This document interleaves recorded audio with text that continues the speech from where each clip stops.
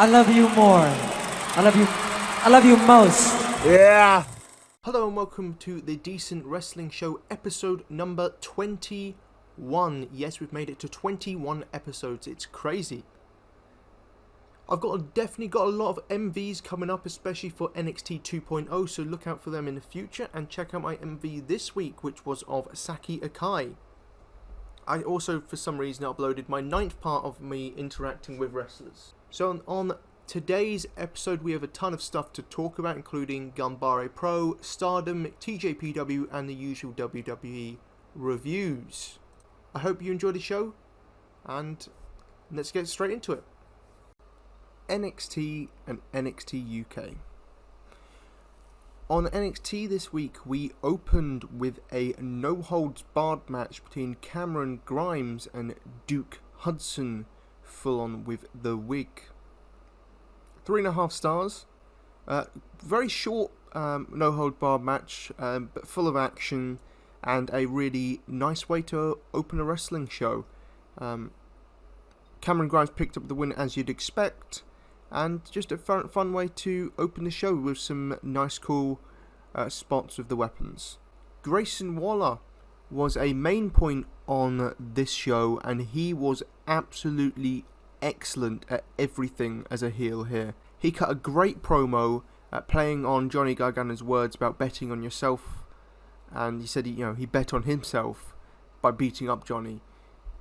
And he took a shot at Wade Barrett. It's not 2010 anymore, so I don't care what you think, after Barrett complimented him. And then owned Vic Joseph, who, basically said that Johnny was your best friend. I beat him up in front of you, and you didn't even raise a finger. Shows what kind of man you are. Just hard hitting. He was excellent though here. Just the way he's developed his character over the past month or so has been phenomenal, and I want to see him as NXT champion in 2022 or be on the main roster. I think he's already got everything that he needs. He's a great wrestler, and now he's getting his character down pat. Amazing stuff from him, and he had people all throughout the night. The story was people coming at him and basically looking in disrespect at him. Tiffany Stratton said that even father says you're a bad person. Bron Breakker kicked him out of the locker room. Io Shirai had a go at him. Everyone was going at him. LA Knight cut a promo on him. And then at the end, Grayson Waller left LA Knight laying and stole his car and rode off with, I believe, Tiffany Stratton. We continued on with the Riddle and MSK stuff. They now all have scooters, which they pulled out of this mini bag, so well, we'll see where it's going to happen next week. Ivy Nile had another squash match. Ivy Nile is one of those who definitely has a lot of potential in her. Even if she is a bit green and rough around the edges at the moment, I definitely see the potential in her in the future. Jacket Time took on grizzled young veterans. 3 stars, solid stuff. Just a good match, and I'm happy that Ike Manjiro picked up the victory for his team. Haaland made his in-ring debut, and I thought it was really well done. He looked like a vicious killer, which is what we needed from him. And then he beat up his opponent, I think it was Guru Raj, after the match as well, and then threw Brian Kendrick down from stairs. Poor Brian. So, definitely a unhinged monster. Cora Jade then took on Dakota Kai. 3-star match, pretty good stuff. Both look good in this, and Cora Jade continues to impress. Tony D'Angelo beat Andre Chase, and then him and Pete Dunne set up their match for the following week, which is going to be, well, it's going to be exciting. I'm excited to see that match and see how good it is going to be. Because Pete Dunne's a phenomenal wrestler, and Tony's quite new, but he's already adapting well in the ring, so should be fun stuff here. But I really like the interaction between Tony and Pete. Petey Poppins. And we main evented with Bron Breakker in another great match against Roderick Strong, 3 3/4. Really great match, great main event. Roderick Strong made Bron look like $1 million here, while also getting in his own power moves with his backbreakers. In the end, Bron Breakker won as you'd expect. Big win for him again as he continues to go on the road to the NXT Championship in the new year against Tommaso Ciampa. Overall, a solid episode of NXT 2.0. A great episode of NXT UK took place this week with two excellent matches. The opener was Charlie Dempsey taking on Joe Coffey. Just a great wrestling match, and I was actually shocked to see Charlie Dempsey actually pick up the win. He actually choked out Joe Coffey to pick up the win. There was a bit of a distraction with Di Familia and Gallus on the outside, so it's definitely at the end of this feud. I'm really looking forward to that 6-man tag that's going to eventually take place. But a really great opener, great wrestling match. Charlie Dempsey is just a phenomenal in-ring performer, and pairing him with Tio Man is a great opportunity for him to also show his personality.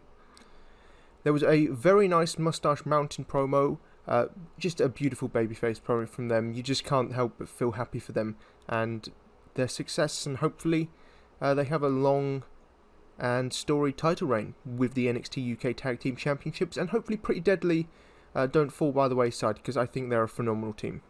Jordan Devlin had a really funny advert, like a really self-entitled advert. Just really funny. Really good stuff. Really good character development for him as he goes in to face Ilya Dragunov soon. It was also announced that in 3 weeks' time it will be Blair Davenport versus Meiko Satomura, the final boss versus the top Gaijin. Can't wait for that one. That is going to be an absolute banger. Does Blair win the title there? Maybe? I don't think she will, but I think there's a good chance. But the main event was for the number 1 contendership for the Heritage Cup. Nathan Frazier took on A-Kid. 4 stars. Excellent match, as you'd expect from these two. Just phenomenal stuff. A-Kid is just one of the best performers in NXT UK. Just everything he does with telling a story and his selling is just so amazing to watch. And I really enjoyed this match. 4 stars, A-Kid wins, and we're going to get Noam Dar versus A-Kid for the first time, I think. Hopefully Noam Dar retains, but can't wait for that one. It's going to be another banger. Really fun episode. Smackdown. We opened Smackdown with a tag team match as Sasha Banks teamed up with Toni Storm to take on Charlotte Flair and Shotzi. I'm going to give it 2 stars. Shotzi was really bad in this, like really bad. A lot of stuff she did looked awkward or botchy, and Toni Storm didn't look great in this match either. Just seemed to be a lot of miscommunications and botchiness and sloppiness. However, the stuff between Banks and Charlotte when they were in the ring together with each other, that was really good and saved the match. There was a pretty cool moment when Toni Storm did a crossbody and the crowd was electric for the 2 count, the near fall there. But in the end, Toni Storm did pin Charlotte Flair after a weird botch from, I think Toni Storm was meant to get her knees up, but she didn't. But in the end, Toni still got to pin Charlotte Flair, and she will face Charlotte next week for the SmackDown Women's Championship. King Woods, really fun as King, sitting in the back, and he set up a match with the New Day. Taking on the Usos before their Day 1 match. Not sure why you do it here, but okay. Natalya cut a solid promo on Xia Li, so they're setting up, that's going to be Xia Li's first match, I assume, in either next week or the week after. Will be against Natalya, which I hope they're actually given a decent amount of time, because they could actually put on a banger of a match. But nice stuff from Natalya here. The Viking Raiders beat Jinder Mahal and Shanky. Pretty decent match, actually. Shanky hit a nice chop right to the face of, I believe, Ivar. Is it Ivar? The bald one. He hit just like a slap right to the face, like a chop right on his face, which looked nasty. But in the end, the Raiders won, as they should. Happy Talk was pretty bad, just not really funny. The final joke, though, they did tell 3 jokes. The final one was actually pretty funny, like in a so bad it's good way. But the other ones sucked. Luckily, Drew McIntyre came out to save the segment and beat them up and ran them off. And it's going to be Drew versus Madcap Moss at Day 1. Don't really care for that. I would prefer to see Drew versus Corbin, because they actually have great chemistry in the ring with each other. It was announced that next week there will be a 12 Days of Christmas 12-man gauntlet, with the winner receiving an IC title shot. And Sami Zayn because Sami Zayn was complaining about not getting a title shot, so he was put in this instead. I'm hoping Ricochet wins. Cesaro took on Ridge Holland. Ridge Holland beat up Cesaro before the match, hitting him in the ribs with his baton, I believe? Bludgeon? Whatever he has. Decent match. Ridge Holland looked good here, picked up the victory. Cesaro's protected with the injury, so solid stuff, 2.25 stars. New Day and the Usos, they didn't get much time, but they never miss, even with little amount of time, so 3 stars. The story here was the Usos, so the referee missed the New Day tag, and then they later missed the Usos tag, which cost the Usos the match. But after this pretty poor show, not bad, but just poor, it was saved with the main event segment between Roman Reigns coming out with the Bloodline and the wise man Paul Heyman. Obviously, Roman got Chicago to acknowledge him with his new Needle Mover shirt. I'm sure CM Punk is actually super salty about that. And because he can't handle the truth that he wasn't a Needle Mover and Roman Reigns is. Roman Reigns cut a great promo, as always does. He wasn't happy about the Usos losing, but they're family, so he can forgive them. But Paul, on the other hand, is not family. So he let Paul explain himself, why he did what he did last week and saying future Universal Champion Brock Lesnar, why he's always, the advocate for Brock Lesnar, why he's, did he know that Brock Lesnar was going to be at SummerSlam? Did he know he was going to be, all these times that Brock has shown up and beat up Roman Reigns? And Paul basically said, I'm not protecting Brock Lesnar from you. I'm protecting you from Brock Lesnar. And great acting here from Paul, by the way. Great character work, as he, because you can generally feel like his character loves Roman Reigns and wants to support Roman Reigns, but he's just scared because he knows how good Brock Lesnar is. He knows how dangerous Brock Lesnar is. And he's trying to convey that to Roman. But obviously Roman's got an ego about him. He's not going to care about Brock Lesnar. He's not scared of Brock Lesnar. So he thinks he's above Brock Lesnar. So he's not going to take the wise man's words. Maybe they'll sink in and they'll come back together. But at this time, Roman Reigns fired Paul Heyman, hit him with a Superman punch, and is about to give him the concerto. And then Brock Lesnar comes out and just tanks everyone. Absolute beast. F5s Roman Reigns twice. What a way to end the show. Absolutely excellent ending to the show. And that saved the show. This really is the Roman Reigns show.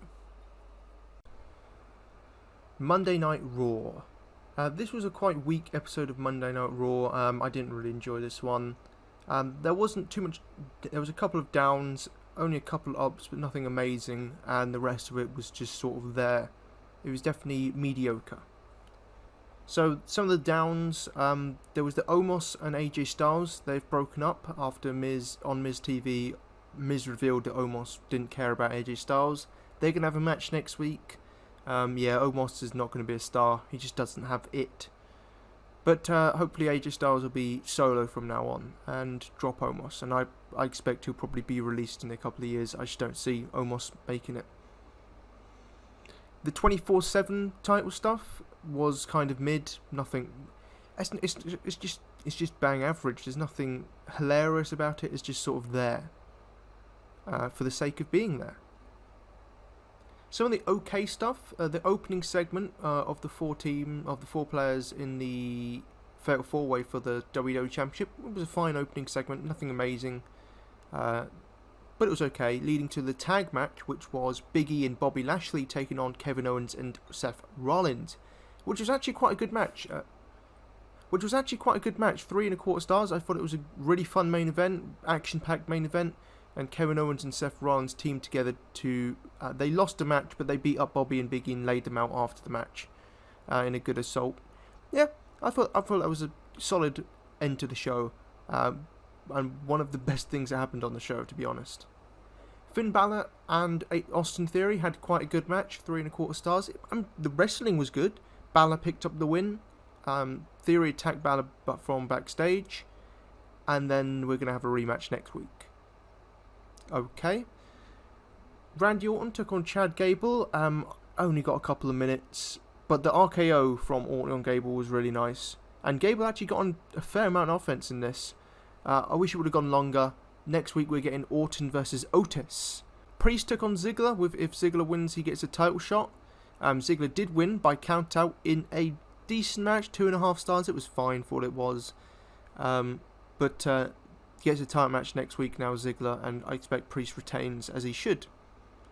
Rhea Ripley took on Selena Vega in a surprisingly decent little match. I mean, they're both good workers, so they had a pretty decent match, 2.5 stars, but it didn't really go too long.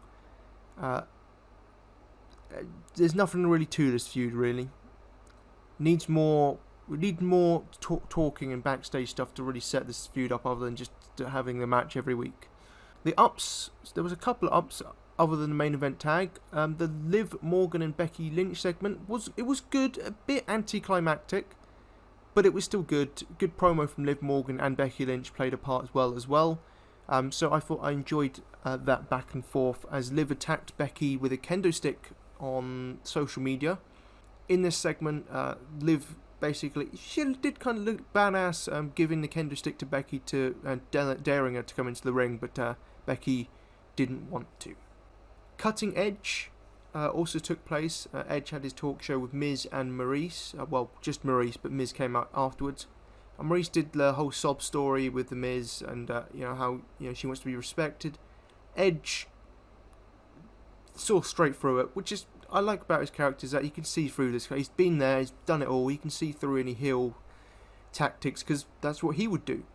So he could see that it was a setup, but Miz did end up getting the better hand of Edge after Maurice slapped Edge. So again, it was like the Liv and Becky segment. It was good, it had its place, but it just wasn't great. It was just filler week.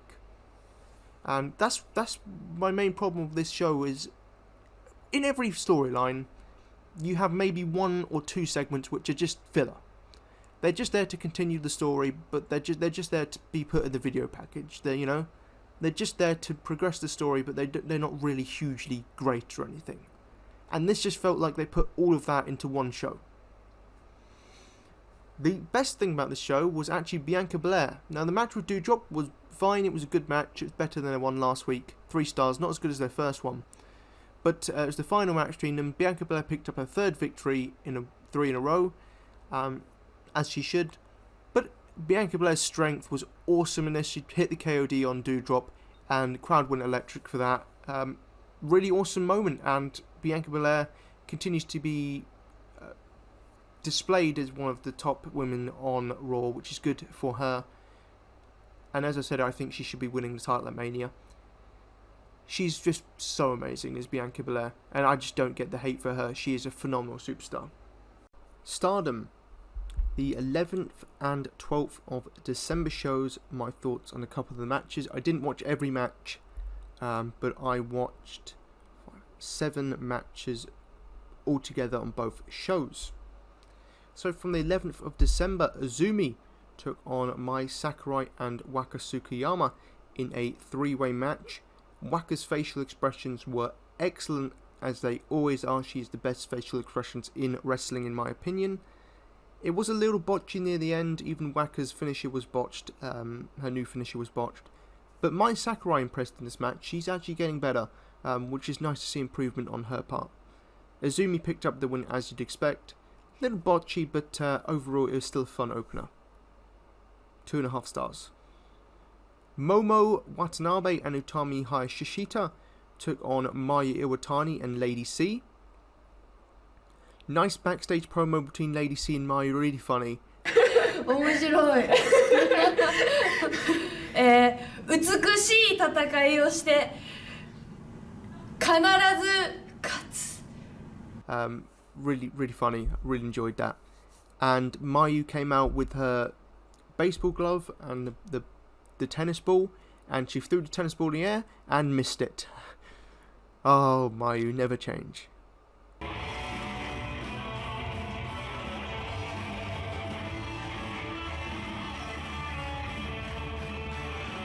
But fast-paced, solid stuff. It went about 8 minutes, I believe, and just never slowed down. Pretty decent match, 3.25 stars here. I really like Lady C's chops. They're starting to get really brutal now, so good here. And I really enjoyed the team of Mayu and Lady C. Then we had FWC Hazuki and Koguma taking on Tam Nakano and Unagi Sayaka in the match of the night. 3.5 stars. Really enjoyed this one. Tam and Unagi had a really cute promo beforehand. してタムさんがウナを選ばなかったことをちょっと後悔させようかなと思います。ギャンギャン、私たちもあなたたちもデリシャス。 And Koguma was being a kleptomaniac again, wanting to steal more gear from Cosmic Angels. Tam did get her glove back from Koguma in the match. My favourite moment in the match was Unagi doing an Irish whip to Hazuki, but Hazuki reversed it by just doing a suicide dive to the outside, which looked really cool.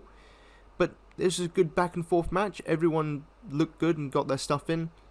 And I'm going to need a rematch between Unagi and Hazuki one day. But really good stuff, 3.5 stars. On the 12th of December, here are these matches I watched. I watched 4 matches. Maika and Lady C took on Unagi and Waka. I really love Unagi and Waka teaming up, and they had a really nice backstage promo with Mina Shirakawa also making an appearance. 隣にはなんとこの月山岡がいます。うなぎさんと私、コズミックエンジェルズで一番気が合うタッグは絶対にここです。なんせずっと一緒にいますからね。ね。私たちもあなたたちもデリシャーデリシャーちょっとwhich was really fun. Cosmic Angels are just the most undeniable, the most charismatic. Unagi actually hit a really nice running quick leg drop, not like a normal one, but it looked really good. I mean, her leg drops are just phenomenal. And Lady C actually picked up the victory against Waka. So a second win for Lady C, huge moment for her. It didn't take another year for her to win. Crazy stuff. Poor Waka though.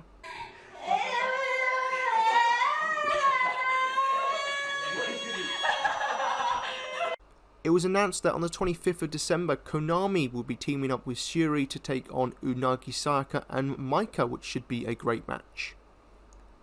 Next match I watched was Hazuki taking on Konami. They went to a 15-minute time limit draw. 3.5 stars. Not as good as I was expecting, because I would have given it 3 3/4. But Hazuki had some issues selling her arm at points. But the arm work from Konami was actually really interesting and really well done. But if Hazuki had sold it better, it would have been a great match, but she was a bit iffy in this match. But it was still pretty good all round. Magma, Mayu Otani and Koguma took on Starlight Kid and Saki Kashima. I'm going to be honest here, Saki Kashima's offense, especially at the start of the match, just wasn't doing it for me. It was all very skippable stuff. But she did hit a nice Hurricanrana, so I'll give her that. I really enjoyed the stuff between Mayu and Kito and Koguma and Kito. Really, Kito was an MVP in this. She was phenomenal in this. So much good chemistry with Mayu and Koguma. Really fast-paced stuff between Koguma and Kito, and I'm excited for that triple threat. Koguma eventually picked up the victory, though, with a nice top rope splash. I really like that splash from Koguma. 3.5 stars, really good match. Then the main event was the best match on both shows, 3 3/4, as Tam Nakano teamed up with Utami Hayashishita, taking on Shiri and Sai Kamitani in a preview for the big match on the 29th of December, the big matches. Good chemistry from all 4, although I did believe there was too much interaction between Utami and Shiri and Tam and Kamitani, which kind of gives away what's going to happen on the 29th of December show. Didn't really enjoy that part of it. And, you know, it is what it is. Kamitani hit a brilliant springboard Hurricanrana, which looked awesome. Although what wasn't awesome was a scary botch where Utami was going to launch Tam to the outside, but she kind of failed and Tam basically landed on her head on the apron. Could have broken her neck. Luckily, she was perfectly okay. So she escaped something there. Something disastrous. So, phew.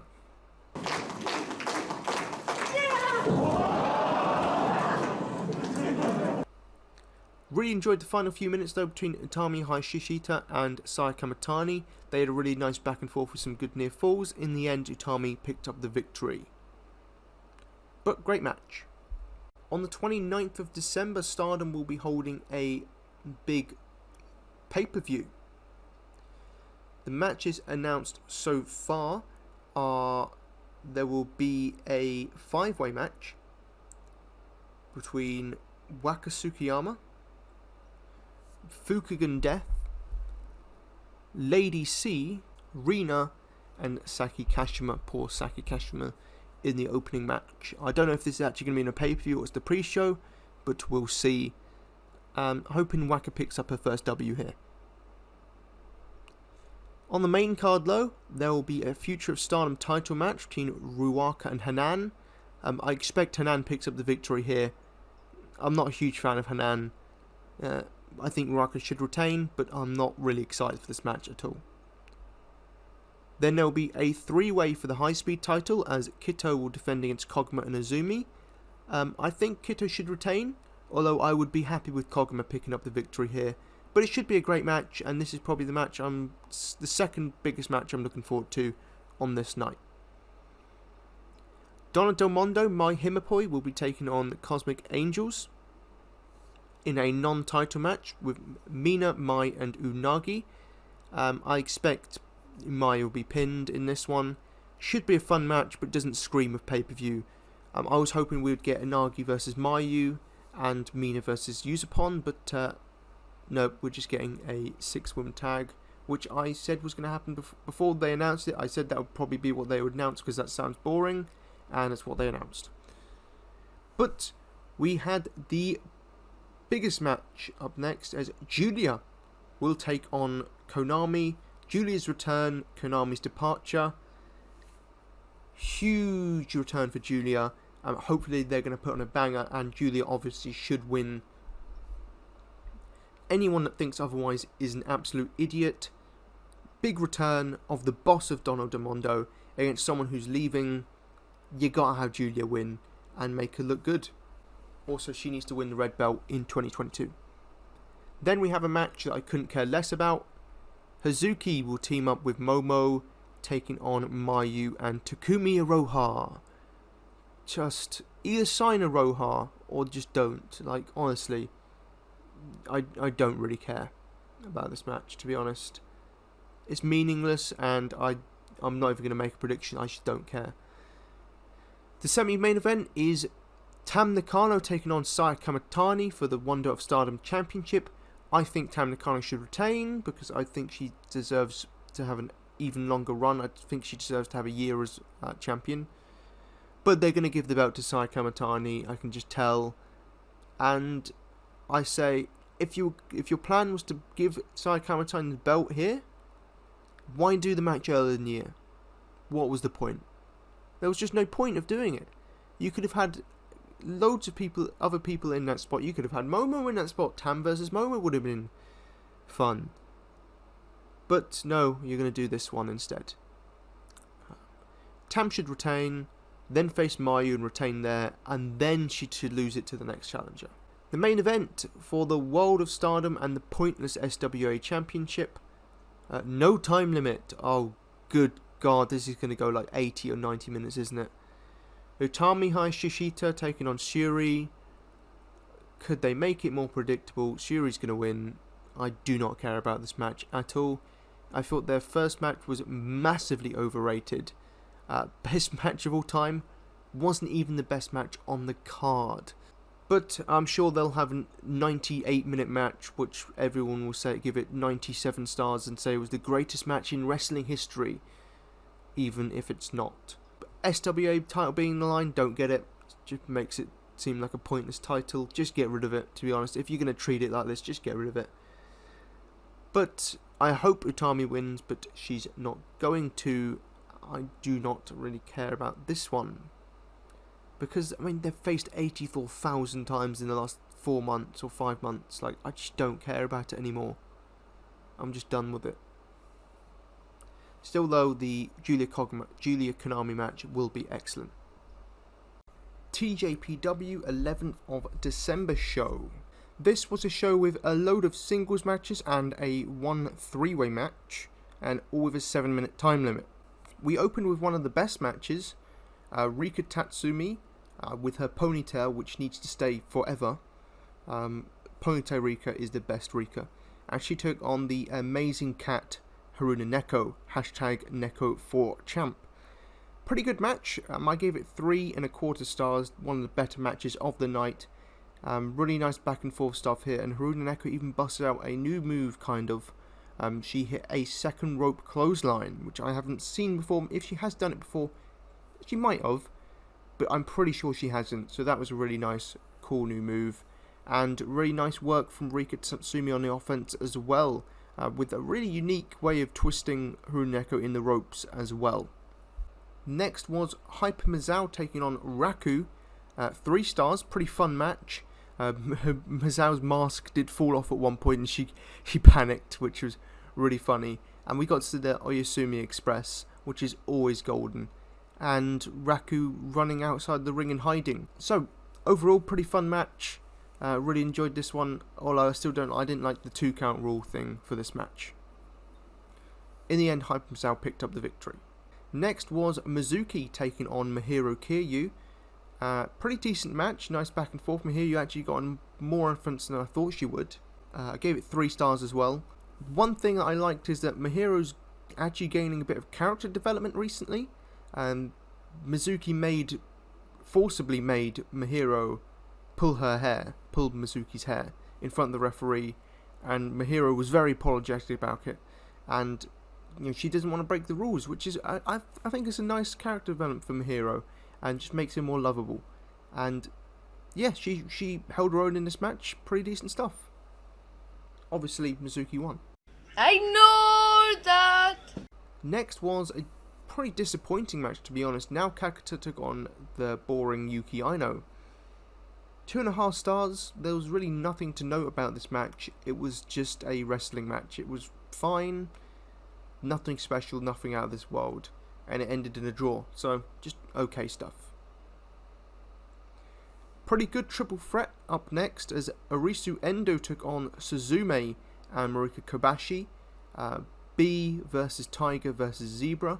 Pretty fun match, 3 stars. Really nice work from all 3. But I think really Suzume should have probably won this. Obviously Marika's my favourite, but she's retiring, so don't expect her to win many matches. But Suzume could have done with a win here. It would have made her look good. But it is what it is. I really like Arisu Endo's running knee in the ropes, but she does really need a finisher because I don't like the camel clutch. But she really, really needs a proper finisher. And then I think the sky's the limit for her. But really nice fun action in this one. Ended in a draw. Then we had my match of the night, which was Maki Ito taking on Pom Harajuku. Pom was pretending to be a big fan of Ito with her little placard sort of thing, fan thing, and glow sticks. And then she actually was really funny. Even Namba was getting into it. But then she beat up Maki Ito and hit the punches of doom with the glow sticks and the fan. Then Ito was undeterred by this and was very angry, and Pom's selling of being scared was really funny as well. But this really did feel like the old school Ito-chan, before she was just Miyu's side bitch. This felt like the Maki Ito of old, and the Maki Ito that I adore. This was really fun, 3.5 stars. If you only have time to watch one match on this show, definitely check out this one. This was the most fun. We then had Shoko Nakajima taking on Nodoka Tenma. If you thought it was going to be a repeat of their amazing match a few weeks ago, you were mistaken. 2 3/4. I just don't think it ever really got going to that level. I mean, it was fine, but just a tad disappointing in my opinion. Even though they kicked off things straight away, but I think the 7-minute time limit hurt it. Then we had Miyu Watanabe taking on Yuki Kamifuku, aka Kamiyu. A disappointing match actually. I expected a lot more from these two, but again the 7-minute time limit hurt it a bit. I gave it 3 stars. I mean, it's still a good match. Still good stuff in here. Kamiyu picked up the win, but I would like to see an elongated match between these two in the future. The semi-main event was Yuka Sakazaki taking on Hikari Noa. Again, pretty fine match, nothing to really note about this. I just don't like Hikari's dropkicks in the corner, I just think they're a bit played out.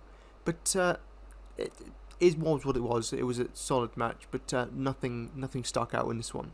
And the main event was Miyu Yamashita taking on Moka Miyamoto in a pretty bad match. Very boring opening, very slow, never really got going, and you knew Miyu was going to win. This shouldn't have been the main event, but it just wasn't very good. 1 star. It's not a good match. I watched the match, and a matter of fact, I fell asleep in the middle of it. TJPW on the 18th of December put on a big show. You know it's a big show when they show the match card pre-graphics. There was a total of 6 matches on this show, and I really enjoyed this one. I thought it was a very good show. There was nothing outstanding, but still a very good show. We opened with the weakest match of the night, but still a good match. I gave it 3.25 stars. Suzume, the B, took on the Karate Girl Moka Miyamoto. It was a very even, good back and forth match, and Suzume is really improving, as I've been saying for months. She's just really underappreciated how good she is, and I thought this was a very solid opener and a great way to start the show. Suzume picks up a nice win. Moka looks good in defeat and continues to impress. So, good opener. Next match was a 6-woman tag. Neko, Kiryu, and Pom Harajuku took on Hikari Noa, Raku, and Arisu Endo. 2 really good teams. I gave this one 3.5 stars. Really fun match. Pom using more unique offense, tickling Arisu Endo multiple times. Pom always creative with her offense. Then Neko did the rope walk, and my favourite thing was Mihiro Kiryu walking behind her, telling her off for breaking the rules of using the ropes. I'm really loving Mihiro Kiryu's new character. She then got in the ring and tried to apologise profusely for breaking the rules. Very wonderful. And Neko was especially evil in this match with her raking. She was just raking the eyes of Arisu Endo for ages. But it's legal because it's cute. We got to see the Oyasumi Express, and my favourite part of this one was Hikari Noa's pinching Kiryu's nose at the end. Just a lot of really funny moments in this match, and it really was an entertaining match. Really nice wrestling from Pom and Hikari. I really liked their sequences together. But in the end, Hikari got the upper hand with 2 super kicks and exploded suplex for the win. Next up was Yuki Kamifuku taking on Marika Kobashi. Another 3.5 star match, another really enjoyable match. The best thing about this was the wrap-off. Camu wanted a wrap-off with Marika. Camu actually had a really nice wrap. I mean, Camu's cool anyway. And then Marika freestyled and was excellent as well. No idea what they're saying, but it sounded cool. Camu didn't like being upstage, so kicked Marika right in the back. But this was absolutely amazing. Marika's chops were really good early in the match. And then Camu hit an excellent big boot, which took Marika out of her boots. Not literally. Then they had a chop off, chopping each other away. Camu's chops, I think, were better in this one. I mean, but both of them just chopping the hell out of each other. Definitely Marika's chest was red raw by the end of it. And eventually Camu won with the Famouser. These two always deliver against each other, and this is probably the last time they'll face off against each other, but really fun stuff. Really good match. Then we got a great match, my second favourite match of the night. Maki Ito took on now Kakata. One note about this, I really love Maki Ito's Tornado DDT. Just looked really good in this one. Wonderful back and forth action. Great near falls going on in this one. They fought on the apron and Ito hit a DDT on the apron. And also I really liked when now Kakata went for a pin, Ito kicked out, and now Kakata then locked in a crossface straight away. Just wonderful action like that all throughout this one. Breezed by, and I really enjoyed it. Great match. 3 3/4 for this one. Definitely go check this one out. Then we had match of the night, which was a 4-way tag. Majirabi took on the Bakuretsu sisters, took on Hakuchamu, which is Miyu and Rika, and Misawa and Shoko in a 4-way tag. 4 stars, just absolute chaos. I thought this was going to be like a 20-minute match, or I thought it was going to be really cringy, but they actually kept the comedy to a minimum at the start of the match, and they really went in with the chaos and chaotic moments and fast-paced action, and it was absolutely awesome all throughout. Of course, there was a bit of comedy at the start with Misawa spraying them all with the cold spray, and Mizuki was stretched out by everyone else. But utter chaos throughout this match. Only went about 12 minutes as well, and also Miyu's swing is insane. However, the one down point is that Miyu was pinned in the end. Should have pinned Nodoka. If Nodoka's retiring, just pin Nodoka, you know. Main event was Miyu Yamashita taking on Yuki Arai. 3.5 stars. Surprisingly, a very good match. Rai did get yeeted at one point by Miyu, which was very funny. But she showed off a nice fighting heart and good spirit from her. And really nice near falls, especially with Yuki Arai hitting her finisher. And Miyu didn't kick out, she had to get the ropes, which was a nice moment and really builds up Yuki Arai a lot. But it ended with Miyu hitting a brutal skull kick for the victory. But a very solid 3.5 star main event and a great show. Really enjoyed this one.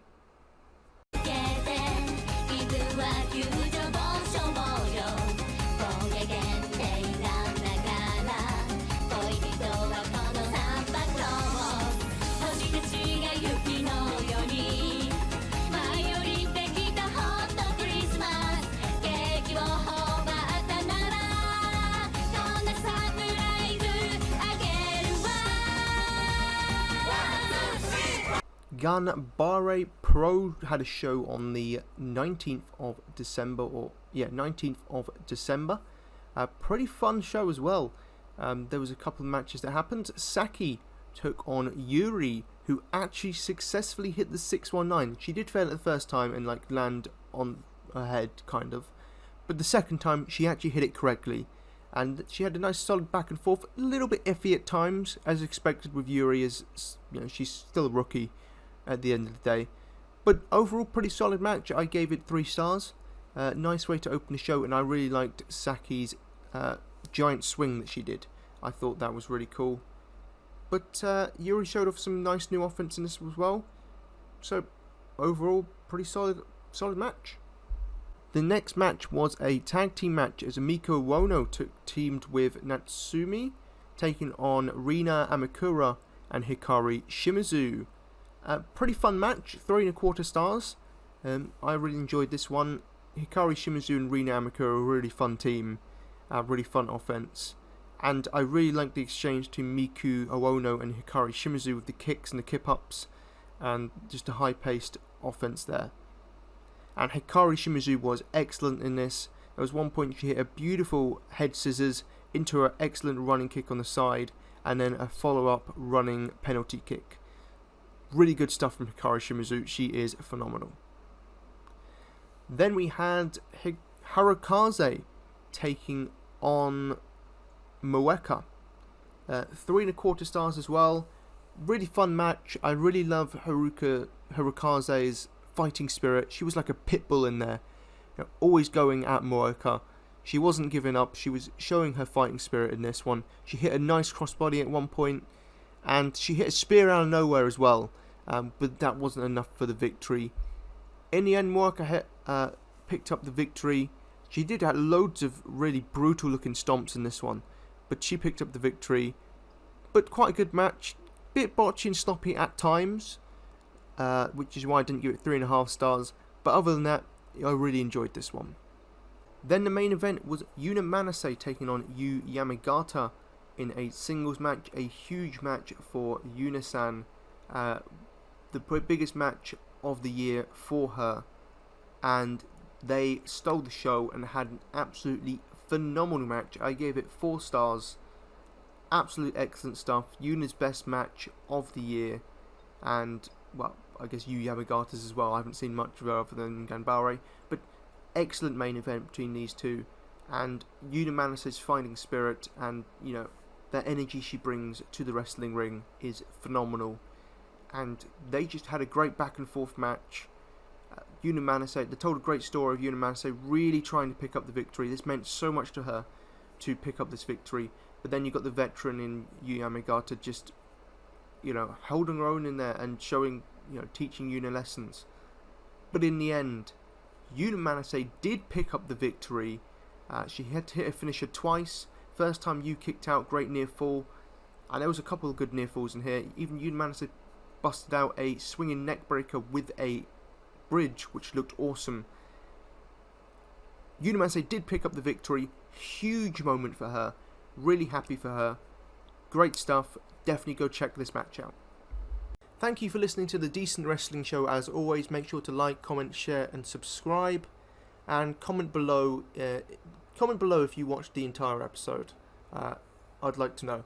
Okay, thank you. Arrivederci. じゃあねー。